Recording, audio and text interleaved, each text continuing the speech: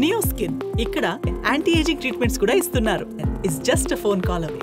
So one of the best meeting ఈరోజు మాకు ఇండస్ట్రీకి కానీ అటు గవర్నమెంట్ నుంచి మాకు కావాల్సినవన్నీ అడిగి అద్భుతంగా సీఎం గారు దిశానిర్దేశం మాకు ఇచ్చారు. ఇగో ఇలా ఉంటే మీ ఇండస్ట్రీ ఇంకా ఇంత గ్రోత్లో ఉంటుందని. సో ఎవ్రీవన్ అందరు వచ్చిన వాళ్ళు ప్రతి ఒక్కరూ పేరు పేరున సీఎం గారికి ధన్యవాదాలు చెప్పారు కలిసి. అంటే అంత అద్భుతంగా సీఎం గారు మా తెలుగు సినిమాని ప్రపంచవ్యాప్తంగా తీసుకెళ్ళటానికి ఏమి చెయ్యాలి అనేది మా డ్రైవ్.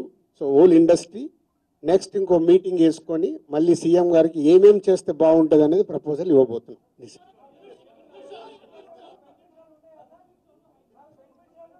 ఇప్పుడు ఇంకా టికెట్ రేట్లు బెనిఫిట్ షోల వరకు టాపిక్ కాదమ్మా, ముందు ఇండస్ట్రీ గ్రోత్ అది చిన్న పార్ట్. అది బెనిఫిట్ షోలు టికెట్ రేట్లు అనేది చిన్న పార్ట్, దానికి ఇంపార్టెన్స్ కాదు.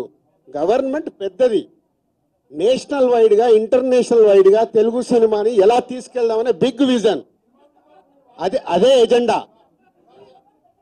సినిమాలు సెకండరీ, సంవత్సరంలో 200 సినిమాలు వస్తాయి, అది ఇంపార్టెంట్ కాదు.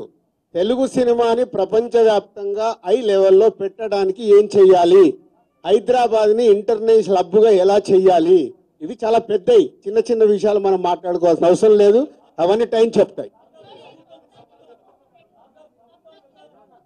इमीडिएटली 15 डेज में सीएम साहब एफडीसी एज ए चेयरमैन अभी मैं इंडस्ट्री को और गवर्नमेंट को बीच में कैसा क्या क्या लेके अभी गवर्नमेंट को सबमिट करना इमीडिएटली मैं स्टार्ट करता हूँ. वो मेरा जॉब है.